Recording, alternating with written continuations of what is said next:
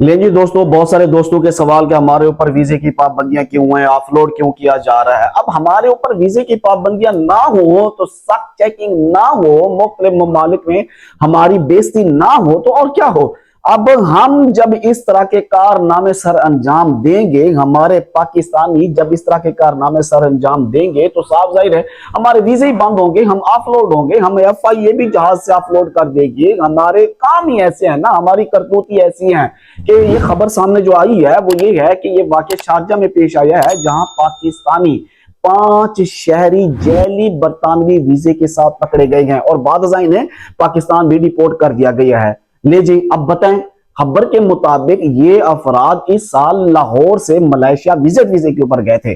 Malaysia पहुंचने के बाद इनका राब्ता एक एजेंट से हुआ, या जिस एजेंट ने भेजा उन्हीं से ही हुआ जिन्होंने इसे बरतानिया के जैली वीजे फराहम करने का वादा किया।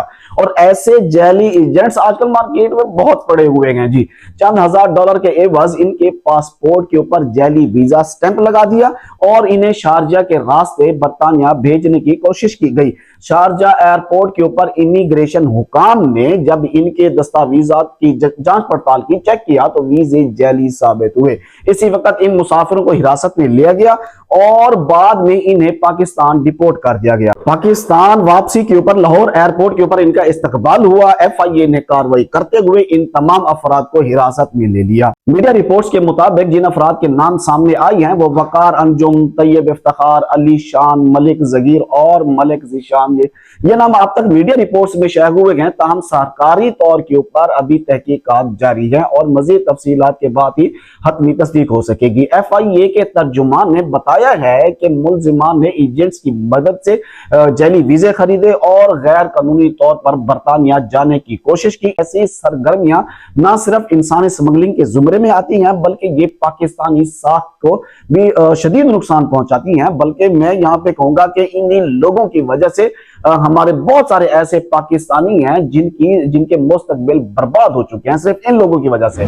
FIA का मजीद कहना है कि इन अफराद से तफ्तीश जारी है और वो इस बात की कोशिश कर रहे हैं कि इस धंधे में मुलविस एजेंट्स जो हैं जिनके नेटवर्क्स और इनके माली लेन देन का पूरा रिकॉर्ड हासिल किया जाए, और ये इम्कान है कि इस केस में मजीद गिरफ्तारियां भी जरूर होंगी इंशाअल्लाह और इस नेटवर्क के बैरून मुल्क रवाबित भी सामने आ सकते हैं। अच्छा, ये जो वाक्य है ना, ये एक बार फिर से जैली वीजों और गैर कानूनी एजेंट्स की बढ़ती हुई सरगर्मियों की तरफ तवज्जो दिला रहा है।